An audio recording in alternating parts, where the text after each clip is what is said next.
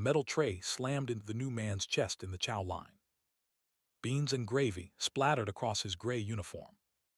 He did not flinch. He did not drop the tray.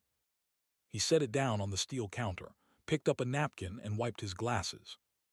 The block went quiet for 1 full second. The man who hit him laughed.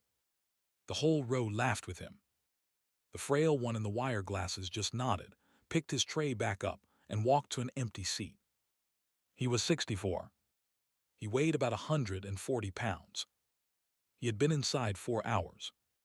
His intake sheet read Caleb Prout, tax fraud 36 months. So why did the meanest man in that prison feel a cold drop slide down his spine when their eyes met? Stay with me on this one. Because nobody outside the block knows what happened next. Caleb Prout sat down at the far end of the long steel table. He set his tray squarely in front of him, lined up with the edge. He folded the napkin into a tight rectangle and laid it next to his spoon. He did not look up. He did not look around. He just ate.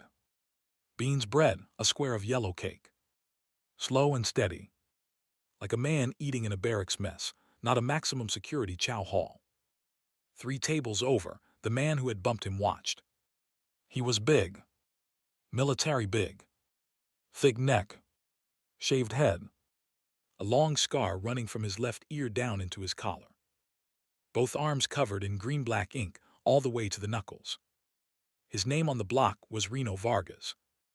He ran D-block top tier. 41 years old. Doing 15 for armed robbery, with 2 more cases pending. Nobody ate before Reno ate. Nobody sat where Reno sat. And nobody walked away from Reno's tray trick without flinching. Reno leaned back. He cracked his neck. He pointed his spoon at Caleb and said one word. Soft kill. The men around him snorted. Soft kill was the prison phrase for a new inmate who was going to break inside a week. The kind who cried himself to sleep on the first night.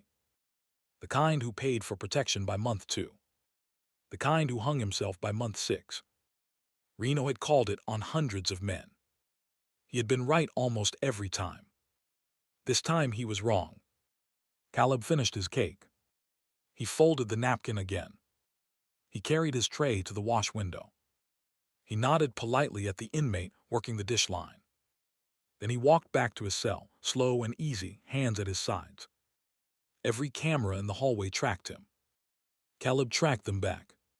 He did not turn his head. He just noted them. Camera over the laundry door. Camera over the stairwell. Blind spot at the corner near the chemical closet. Camera in the day room angled too high. 2 blind spots near the showers. He logged each one without slowing his pace. In his cell, he sat down on the lower bunk. He took off his glasses.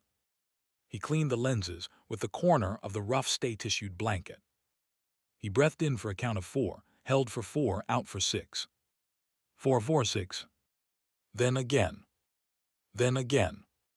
His cellmate, an older black man named Otis with 17 years already done, watched him from the upper bunk. Otis had seen every kind of man come through that cell.